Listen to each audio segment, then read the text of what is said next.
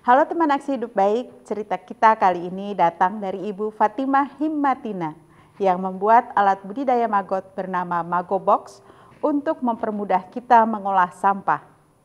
Penasaran dengan inovasinya? Sebelumnya mari kita simak video berikut ini. Di tempat pembuangan akhir sampah, sekitar 60%-nya adalah sampah organik. Padahal, sampah organik paling mudah diolah kembali. Misalnya dengan metode composting, atau dengan metode yang 3 kali lebih cepat, memakai hewan maggot. Ibu Hima menemukan cara pengolahan sampah organik yang bernilai ekonomi tinggi, yaitu dengan metode biokonversi maggot Black Soldier Fly. Setelah diurai maggot, sampah akan menjadi pupuk organik dan pakan ternak berprotein tinggi. Ibu Hima membuat inovasi alat budidaya maggot bernama Magobox. Setelah Magobox menjuarai perlombaan, Ibu Hima mendirikan Almagot Social Enterprise dan komunitas lalat baik agar budidaya maggot semakin mudah dilakukan di rumah sendiri. Jadi Magobox ini tuh alat budidaya maggot ya, yang portable, simple tuh. Jadi waktu awal saya budidaya maggot, maggotnya suka kabur, terus pada mati. Terus habis gitu kan dulu awal budidaya kan pakai baskom biasa aja ya. Nah di situ akhirnya saya bilang ke suami, gimana kalau misalnya kita bikin tempat sampah aja nih gitu. Jadi ada satu tempat sampah yang kita khusus buang sampah organik yang udah kita pilah gitu, sampah sisa makanan kita buang ke situ gitu. Tapi nanti di situ ada maggotnya. Jadi nanti dia bisa mereduksi sampah kita jadi pupuk gitu, dan nanti maggotnya bisa kita pakai untuk pakan ternak. Kebetulan kan saya punya lele di rumah ya, punya budik damber. Jadi salah satu untuk mengirit biaya untuk pakan itu menggunakan maggot. Nah waktu awal budidaya maggot tuh saya geli banget sama maggot. Jadi takut megangnya gitu karena suami saya doang yang berani. Saya bilang mungkin nggak sih kita budidaya maggot tapi nanti panennya otomatis gitu. Ternyata pas dipelajarin ketika usianya udah 25 hari masuk warnanya warna coklat, itu namanya prepupa, dia punya kecenderungan untuk kabur untuk mencari tempat yang kering gitu. Nah dari karakteristik itu akhirnya kita pelajarin gimana kalau kita fasilitasi nih box tempat sampah ini ada jalur migrasinya. Jadi ketika dia mau migrasi, pindah nih pas masanya, dia lewat jalur itu dan akhirnya bisa panen otomatis. Ya Ibu Fatimah, yang saya tahu untuk pengurangan sampah ini berperan sekali juga bekerja sama dengan LH ya. Karena dengan adanya maggot dan di sini juga Bu Fatimah ada program minim sampah dari musola. Beberapa rumah sini ikut memilah sampah dapur mereka sehingga tidak kebanter-gebang untuk pakan maggot. Pakan maggot juga dari maggot ini juga kan pengurangan sampahnya itu sangat besar juga, terurai. Sisa pakan maggotnya itu juga bisa untuk kompos. Jadi sangat membantu untuk pengurangan sampah dan dari warga sekitar juga. Kini Magobox semakin dikenal dengan adanya berbagai komunitas dan sosialisasi langsung ke berbagai acara. Agar dampak aksi hidup baiknya semakin besar, Ibu Hima memanfaatkan media sosial seperti Facebook, Instagram, dan TikTok untuk mengedukasi anak muda seputar maggot dan pengelolaan sampah. Beliau berharap semakin banyak orang paham dan tertarik mengelola sampah dari rumah.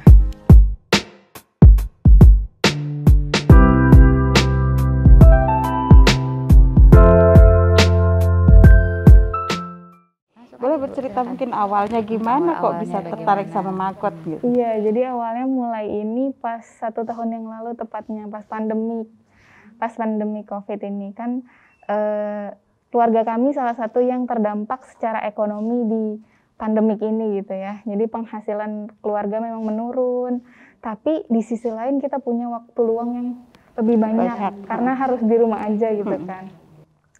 Jadi 1 tahun lalu suami saya yang kebetulan seorang guru, jadi ada proyek di sekolahnya tentang lingkungan sama anak-anaknya. Nah dia pertama kali kenal sama Black Soldier Fly. Black Soldier Fly itu fase serangganya dari maggot ini nih. Jadi kan biasanya kita taunya lalat hijau, lalat rumah gitu kan. Ini ada namanya lalat tentara hitam, lalat Black Soldier Fly. Nah Dia penasaran mau budidaya ini karena setelah dia baca nih, suami saya baca, ternyata lalat ini manfaatnya luar biasa. Apalagi untuk mengolah sampah gitu kan. Nah waktu itu dia tawarkan ke saya gitu, gimana kalau kita coba budidaya di rumah gitu kan. Sebagai seorang perempuan ya kan, naluriah kalau ngelihat yang uget-uget gitu, awalnya saya nolak gitu kan. Yang namanya kayak ulet gitu kan. Tapi suami saya coba kayak persuasi gitu, ini luar biasa loh manfaatnya, bisa ngisi waktu luang dan kita bisa memanfaatkan sampah yang terolah, bisa jadi pakan ternak, bisa jadi pupuk. Kebetulan di rumah memang ada budik dambar yang pelihara lele. Ikan lele gitu kan, terus ada tanaman-tanaman juga kan. Akhirnya berpikir ya mudah-mudahan ini bisa kita ambil manfaatnya, si magotnya jadi pakan ternak, terus nanti sampah yang terolahnya kan jadi pupuknya buat tanaman. Jadi awalnya kayak gitu tuh. Jadi untuk kepentingan di rumah dulu. Iya, untuk kepentingan di rumah karena memang ternyata magot ini luar biasa kan gitu ya. Nah pas lagi perjalanan coba tuh tahun lalu, kita ngalamin banyak kendala karena biasanya kan magot itu dibudidaya sama peternak-peternak pakai lahannya luas gitu ya, lahannya luas gitu kan. Nah kita mau coba budidaya di rumah nih gitu kan. Nah banyak kendala yang saya sama suami alamin, mulai dari magotnya terus suka kabur. Iya dulu tuh magotnya suka kabur, kan aku geli kan ya. Magotnya suka kabur, pertama diri sendiri geli, terus kedua diprotes tetangga, ini apa nih jalan-jalan gitu kan. Terus abis gitu karena kita belajarnya baru sedikit kan tentang magot itu, kok jadi bau ya gitu. Padahal kalau misalnya kita pelajari kalau olah sampah pakai magot itu harusnya nggak bau gitu kan. Kita belajar terus gitu kan, baca buku, dibeliin buku, terus kita nonton YouTube segala macam, sampai akhirnya saya terfikirkan bilang sama suami, bisa nggak ya kita buat suatu alat gitu ya, maksudnya tempat sampah khusus magot. Nah waktu itu bilangnya kayak gitu, bikin tempat khusus magot, jadi nanti sampah yang udah saya pilah dari dapur ya udah tinggal buang di situ aja, tapi nanti tempat sampah itu isinya magot gitu kan. Nah karena permasalahan yang kami alami tuh mulai dari magot suka kabur, bau gitu kan, akhirnya kita belajarin terus nih karakteristiknya si magot. Ternyata pada fase dia mau panen nih, pas umur 2 minggu 3 minggu, dia tuh punya karakteristik suka migrasi, suka kabur gitu tuh. Nah kita bikin tempat sampah ini ada trapnya, jadi dia nggak bisa kabur kecuali lewat jalur migrasi. Jadi nanti pas dia mau panen nih, dia jalan sendiri gitu kan, karena emang naluriahnya pada umur 2 minggu dia merasa udah cukup makan, karena kan magot itu pada fase larvanya kan hanya makan aja kan, makan sampah, makanya sampah tereduksi kan. Nah ketika pada umur 2 minggu lebih gitu ya, 3 minggu, dia akan udah ada sinyal dalam tubuhnya cukup makan dan ingin melanjutkan ke fase lalatnya. Nah dia bakal jalan sendiri. Nah itu kita buat alat ini, kita fasilitasin. Jadi nanti dia jalan sendiri, nanti kepanen sendiri. Jadi memudahkan juga kan. Waktu itu awal-awal aku masih geli kan, misah-misahin magot sama pupuknya kan susah ya gitu kan. Akhirnya setelah ada ini, wah magotnya pindah sendiri nih, bisa migrasi karena naluri hanya itu kita fasilitasin gitu kan. Jadi lebih mudah, jadi sekarang kalau mau ngasih makan ikan lele, tinggal diambil toplesnya, langsung kasih ke lelenya gitu. Jadi itu sih kemudahan yang dari masalah yang kita alamin di rumah, kita coba cari solusinya, akhirnya terciptalah inovasi ini. Tadinya awalnya niatnya buat bantu di rumah doang gitu. Tapi ternyata habis itu suami kan emang suka ikut kompetisi ya, jadi dia pengen validasi ide kami ini nih, inovasi. Jadi waktu tahun lalu tuh kami ikut lomba-lomba, sampai sekarang juga ikut lomba-lomba.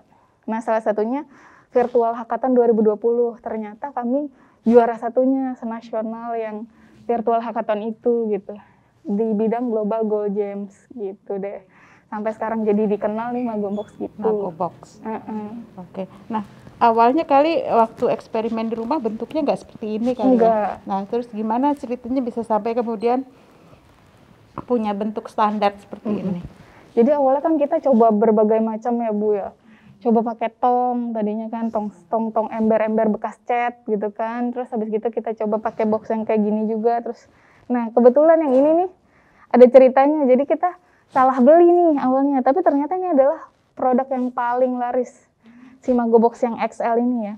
Jadi awalnya kita beli box yang ini, dibilang deskripsi produknya tuh tingginya lebih tinggi dari ini gitu kan. Pas nyampe kok pendek banget, tapi ternyata daripada Beli sayang online kita ya, nggak pakai ceritanya di ya. online belinya di online Permasalahan karena kesalahan itu. Di online. Tapi kan sayang nih udah dibeli, ya udahlah coba dikreasin. Malah ternyata dari semua model yang kita coba gitu, kita riset di rumah, ini yang paling efektif buat budidaya maggot gitu. Yang besar karena bisa digunakan nggak cuma di rumah, tapi bisa ngajak lingkungan sekitar, tetangga-tetangga gitu jadinya. Jadi warga yang tadinya kebauan sekarang pada pakai ini semua. Enggak, maksudnya tetap kita yang pakai, tapi aku ngajak tetangga-tetangga. Jadi waktu itu sistemnya gini, aku kasih box-box karena kan budidaya maggot kan perlu belajar juga kan. Nah, karena udah ada kami di situ di satu gang itu kan udah ada kami. Jadi kami ajak kolaborasi nih tetangga-tetangga. Saya kasih box-box kecil, bilang mau nggak pilah sampah organiknya, sampah nasi, sisa-sisa lauk, taruh di kotak ini. Nanti kotak ini, maksudnya setelah udah diisi sampah-sampah, kasih ke kami yang bantu biokonversi pakai maggot ini gitu. Jadi emang biasanya di satu lingkungan itu ada satu yang budidaya gitu, yang lain tuh bantu pilah sampahnya gitu kan. Kalau pilah sampah kan termasuk mudah ya, maksudnya kalau misalnya budidaya maggot kan dia harus belajar lagi, jadi gitu. Tapi manfaatnya kita kasih, jadi kan kita dapat pupuk nih karena dari sampah yang terolah gitu kan, dari tetangga-tetangga ngasih sampah ke kita bantu biokonversi jadi pupuk dan maggot, dan tetangga juga banyak yang piala rela di Budik Damber, jadi kita kasih pupuknya gitu. Jadi ada timbal balik dari bertetangga ini gitu ya. Saya penasaran apa yang membedakan ya tadi yang bawah lebih efektif gitu katanya ya. Nah itu kira-kira apa sih yang membedakan dari segi ukuran atau dari segi bentuk ya mungkin ya, yang membuat itu lebih efektif seperti apa? Terus pada saat memasukkan sisa makanan itu kan pasti dibuka ya tutupnya. Nah ketika dibuka itu maggotnya tuh bisa terbang keluar kan, biasanya sih kalau di rumah pakai alat seadanya biasanya itu yang terjadi gitu. Nah apakah di sini juga begitu, dan bagaimana ya membiasakan supaya nggak terbang-terbang gitu maggotnya? Jadi untuk yang pertama kenapa ini lebih efektif? Jadi kalau maggot itu kan dia sukanya ngumpet ya. Jadi kalau misalnya kita taruh sampah nih ke maggot box, kadang kita nggak bisa ngelihat maggotnya karena dia suka sembunyi di bawah, dia nggak suka kena sinar matahari. Jadi di bawah pupuk-pupuknya, bawah sampah-sampahnya dia suka ngumpet di situ kan ya. Nah maggot itu punya standar ketinggian dari tumpukan sampah. Jadi kalau misalnya ini kan tumpukan sampah nggak bisa tinggi banget ya. Jadi itu lebih sirkulasi udara lebih bagus buat dia dibanding yang ini. Kalau ini misalnya kita kasih sampah kebanyakan nih, misalnya dia ada di bawah, terus sampahnya terlalu banyak, terlalu basah, maggotnya akhirnya terperangkap di bawah dan nggak dapat oksigen, akhirnya mati gitu kan. Kalau kita nggak atur-atur. Tapi kalau ini karena dia nggak bisa terlalu tinggi, jadi volume sampahnya tuh tumpukannya nggak terlalu tinggi, jadi sesuai standar kan biasanya standarnya 10 cm ya tumpukan sampah atau pupuknya itu kan biasanya kita sebutnya kasgot ya, bekas maggot. Jadi sampahnya dimakan maggot itu nanti pupnya itu loh yang warnanya hitam-hitam itu yang kita jadiin pupuk, ternyata mengandung unsur hara yang bagus buat tanah gitu. Jadi makanya dia sering dijadiin pupuk nih hasil biokonversinya, dan itu tumpukannya nggak boleh terlalu tinggi karena kalau terlalu tinggi nanti dia bisa nimbulin gas amonia ya. Nah itu yang bikin maggot-maggot tuh lemes, nggak mau makan, nggak semangat makan gitu ya. Jadi harus kita atur gitu ya ketinggiannya. Jadi makanya ini lebih efektif dibanding ini gitu. Nah untuk yang kedua yang tadi terbang ya. Yeah. Jadi maggot itu punya dua fase kan. Yang pertama fase larva, itu yang biasa kita sebut maggot. Nah yang kedua fase serangga. Fase serangganya itu namanya black soldier fly. Nah kalau maggot box ini adalah tempat pembesaran si maggotnya nih, si larvanya. Jadi kan kayak tempat sampah aja, kita buang sampah gitu. Nanti kan mereka bakal panen kan di toples itu. Nah nggak semuanya kita jadiin pakan ternak karena kita mau siklus kan. Dia kan punya siklus hidup yang kayak metamorfosis berulang gitu kan. Setelah nanti dia kan dari warnanya putih akan berubah menjadi warna hitam tuh. Kita sebutnya pupa. Kalau misalnya di kupu-kupu kepompong kan dia diem, nanti menetas jadi kupu-kupu. Kalau ini dia menetas jadi black soldier fly. Nah kalau warnanya sudah hitam, kita punya, tapi nggak di bawah ya, namanya kandang black soldier fly. Jadi ada kandangnya sendiri. Jadi nanti pupa-pupa yang hitam kita masukkan ke kandang, nanti dia bakal jadi black soldier fly dan nggak kabur kemana-mana kan, hanya di kandang. Kandangnya minimalis jadi bisa di rumah juga. Nanti dia bertelur lagi deh. Telurnya kita panen, nanti dia menetas lagi jadi maggot, taruh sini lagi. Jadi siklusnya terus-menerus kayak gitu. Jadi emang ada dua tempat, si maggot box dan kandang minimalisnya. Maggot box buat maggot, kandangnya buat black soldier fly. Secara bertahap siklusnya apa aja dan kapan mekanisme memindahkan ketika udah sampai siklus ini? Oh, berarti sekarang masuk ke sini, kemudian masuk ke itu ya, ke apa tuh namanya? Saya nggak bisa, saya nggak di sana. Masuk ke si box yang transparan itu yang sedang dipegang Bu Ferry. Nah, setelah dari masuk ke situ, siklus apa itu namanya dan kapan itu harus dicopot untuk dipindahin ke kandang yang berikutnya gitu? Jadi kalau satu siklusnya semuanya ya, dari telur sampai dia jadi black soldier fly lagi tuh biasanya 44 hari. Dia termasuk singkat ya. Nah, pertamanya kan dari telur nih, telur dari black soldier fly, nanti dia dalam 8 hari dia menetas jadi baby maggot. Nah, itu biasanya tuh dari telur, baby maggot sampai maggot yang dewasa yang warnanya putih kecoklatan, biasanya dia di tempat ini nih, di Mago Box. Ya, itu waktunya kurang lebih 2-3 minggu dari telur sampai dia maggot. Nah, habis itu nanti dia mulai ganti kulit jadi coklat, tapi dia masih bergerak tuh namanya prepupa. Jadi pertama telur, terus jadi baby maggot, terus jadi maggot dewasa yang buat pakan ternak. Habis gitu dia berubah ganti kulit jadi coklat. Nah, coklat itu namanya prepupa. Sebelum dia jadi pupa tuh yang diem itu loh, yang sebelum melalat. Nah, seminggu kemudian dia akan diem. Nah, pas udah hitam tuh biasanya kita udah masuk sini nih, udah pada hitam gitu ya, berubah jadi hitam, itu tanda-tanda dia harus segera dimasukkan ke kandang black soldier fly-nya. Ya udah, setelah itu kita pindahin ke kandang, nanti dalam waktu seminggu dia akan menetas jadi black soldier fly. Nah, si black soldier fly ini beda sama lalat lain. Lalat lain kan kita sering lihat ya, lalat hijau, lalat rumah gitu. Kenapa? Karena mereka waktu hidupnya tuh 2 bulan. Sementara black soldier fly 7-9 hari sudah mati gitu. Makanya kita jarang banget kan ngeliat black soldier fly. Nah, untuk black soldier fly ini, untuk jantannya setelah kawin mati, untuk betina setelah bertelur mati gitu. Jadi dia cepat banget itu. Dia punya fase larva yang lama, yang makanya dia dijadikan perombak material organik untuk program lingkungan ya, untuk supaya sampah bisa tereduksi, bukan belatung-belatung jenis lain. Karena belatung jenis lain itu seminggu udah jadi lalat. Fase lalatnya lebih lama sementara black soldier fly itu terbalik, fase lalatnya singkat, tapi fase larvanya lama. Jadi dia dijadiin agen untuk bantu untuk pengelolaan sampah gitu. Dan ternyata kandungan proteinnya 40%, luar biasa, jauh lebih tinggi dibanding pelet yang biasa dipakai untuk pakan ternak. Makanya maggot tuh ini ya sangat direkomendasikan untuk dijadikan pakan ternak. Ternyata setelah diteliti juga mereka kan punya sistem pencernaan ya. Di dalam sistem pencernaannya itu terdapat banyak enzim. Jadi kadang kita takut, ini kan pakan ternak ini nih, si maggot ini kan makannya sampah ya. Sampah kan ada bakteri, kuman gitu. Apa nggak takut nanti hewan peliharaan kita jadi sakit karena makan maggot? Ternyata karena enzim yang ada di tubuh maggot ini, ketika ada bakteri yang masuk ke dalam tubuhnya maggot nih dari sampah yang terolah, itu akan mati 98%-nya. Sampai E. coli pun mati dalam tubuh maggot gitu. Tapi berbeda ketika E. coli itu mati. Iya, tapi berbeda ketika kita nih ngasih sampah nih, sampahnya ternyata kandungan pestisidanya tinggi.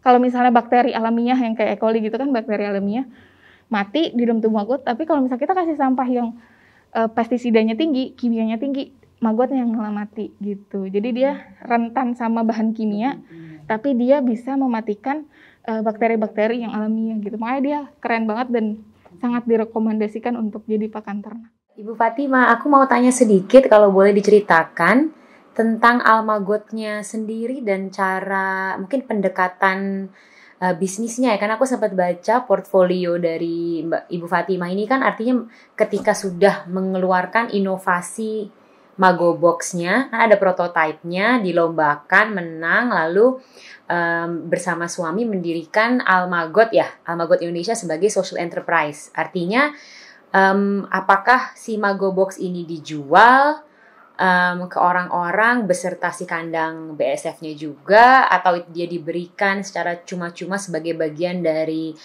social impact-nya, atau bagaimana ya sistem sustainability bisnisnya?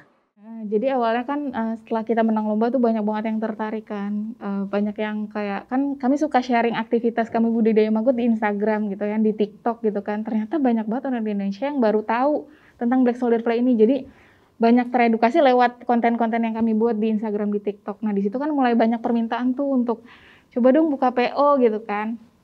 Nah dari situ kami berpikiran untuk jangan-jangan ini alat inovasi kita bisa dimonetize gitu ya.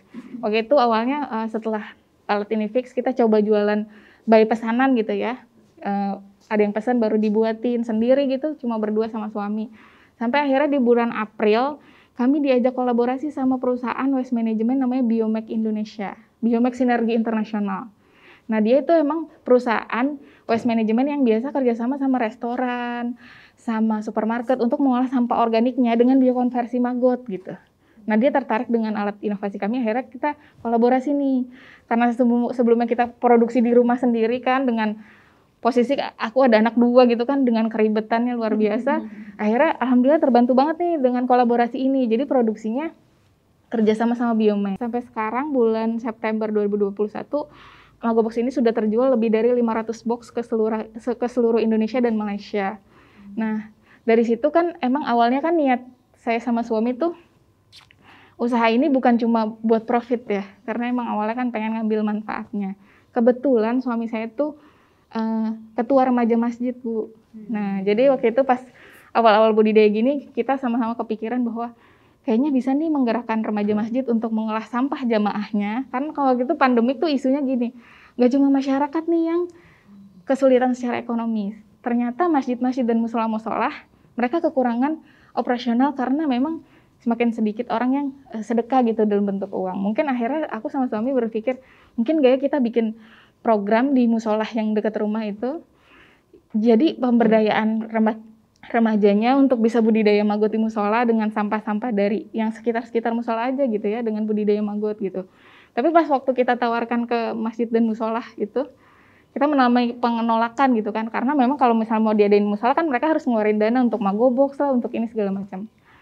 Dari situ saya sama suami bilang bahwa mungkin kita nggak bisa nih berharap sama dana hibah atau CSR perusahaan gitu ya, untuk ketika dapat dana baru kita ngejalanin program sosial. Gimana caranya kita bisa mandiri gitu.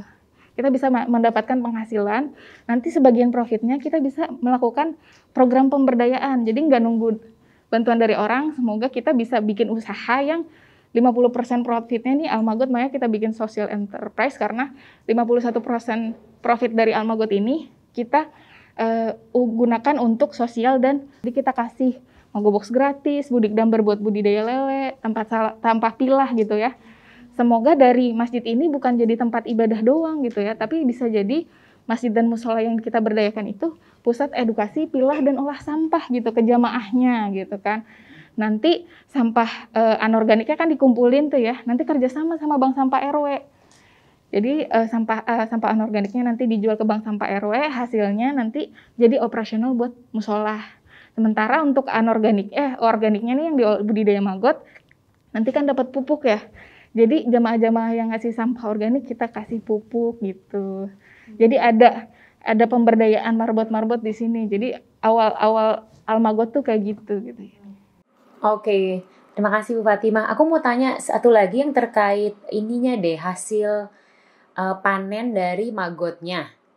Kalau untuk biasanya orang yang membeli Magobox ini, apakah memang mereka sudah melakukan budidaya terhadap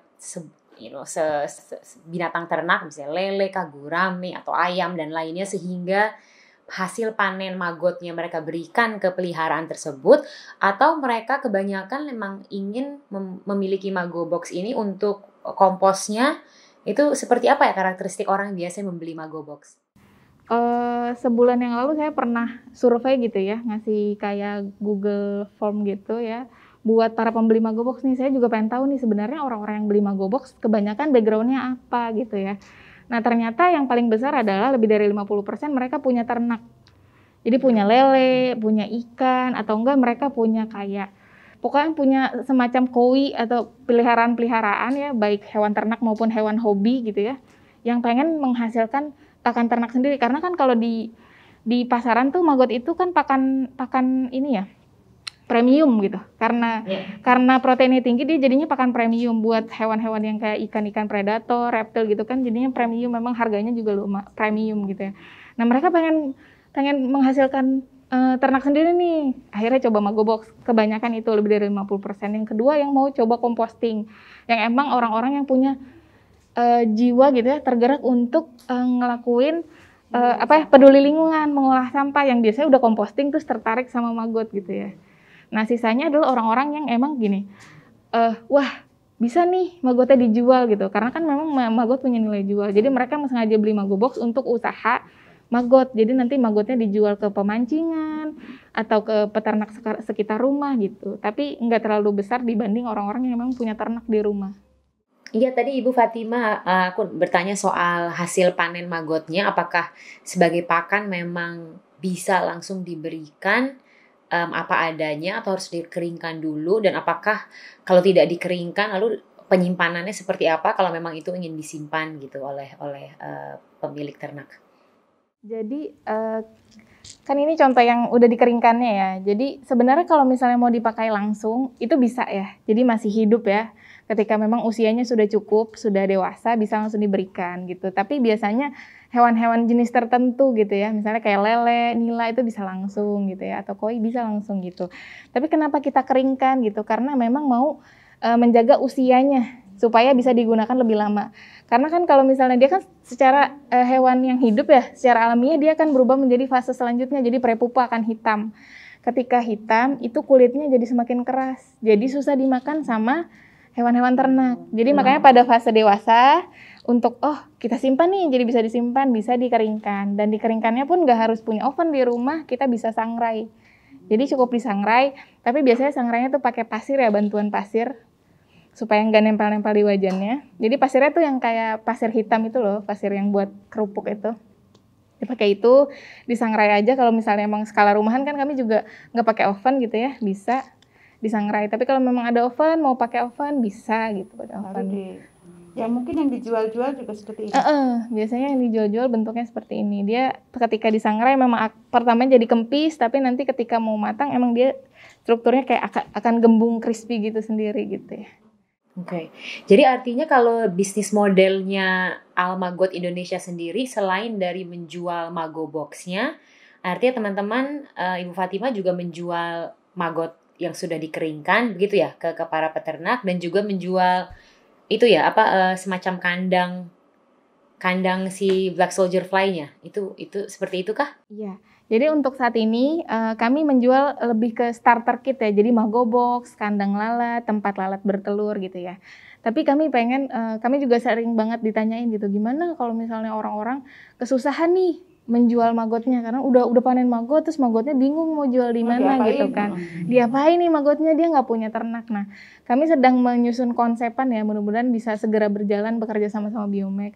Mudah-mudahan kedepannya orang-orang yang pakai Magobox dan menghasilkan magot dan bingung jual kemana bisa kita tampung gitu.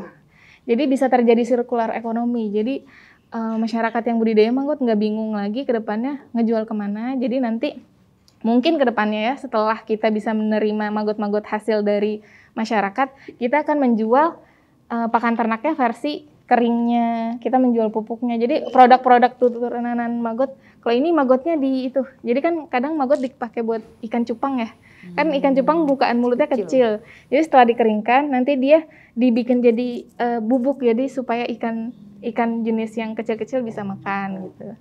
Kalau yang ini di oven, biasanya kalau di oven itu dia lebih kempes gitu ya, kecil gitu ya, dibanding disangrai biasanya. Tapi ada juga oven-oven jenis tertentu yang memang harganya lumayan mahal, yang bisa membentuk maggot keringnya seperti yang disangrai ini gitu ya. Tapi karena kita emang benar-benar skala rumahan ya, benar-benar yang memanfaatkan lahan yang sempit dengan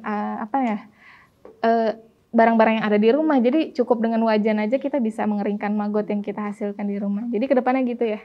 Mudah-mudahan kita bisa menyerap hasil maggot dari masyarakat, kita bisa bantu packaging yang rapi, kita bantu marketingnya, jadi kita bisa menjual produk-produk turunan maggot hasil dari budidaya masyarakat. Semoga masyarakat jadi semangat gitu kan, yang sebelumnya mungkin budidaya maggot bingung magotnya mau kemana gitu. Mudah-mudahan kedepannya jadi nggak bingung karena kita udah tahu mau dijual kemana dan pemasarannya gimana gitu. Mudah-mudahan aja bisa segera terrealisasi.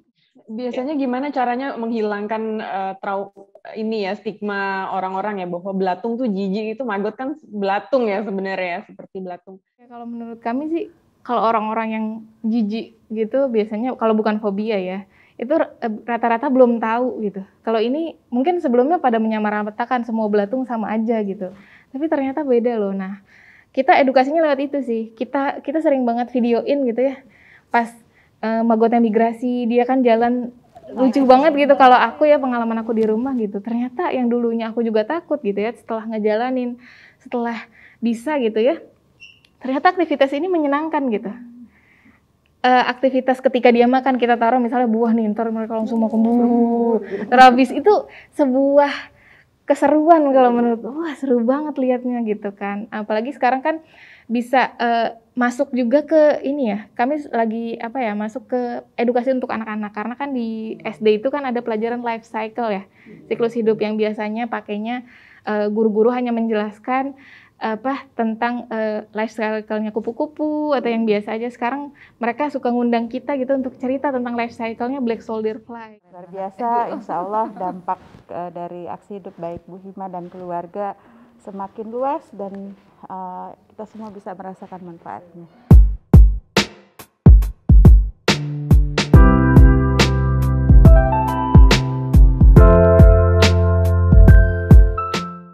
Cerita Ibu Hima tadi membuat kita tahu kalau mengolah sampah organik tidak sesulit yang kita bayangkan. Kita berharap akan ada sosok-sosok lain yang menemukan inovasi dalam melakukan aksi hidup baik. Nantikan episode Gelar Wicara Ibu-Ibu Kota berikutnya dengan cerita lain yang tidak kalah menarik. Sampai jumpa.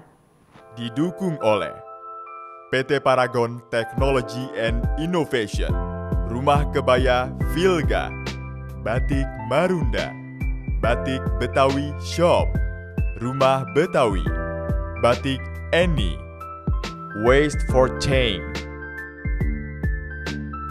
Media pendukung 90,4 Cosmopolitan FM, Taai TV, Dream.co.id, Femina, Indonesian Times, 89,6 FM iRadio, Jak TV, Her World, Media Indonesia, Scarf Media, Tribunnews.com, 106,6 FM V Radio, Why People Radio, Women's Obsession, Celebrities.id, Okezon.com. Komunitas pendukung, Ayo ke Taman, Kota Tanpa Sampah, Gerakan Indonesia Diet Kantong Plastik, Sustaination, Teman Taman Jakarta, Sadari Sedari, Jalan Baru, Lindungi Hutan Jadetabek, Plus Jakarta.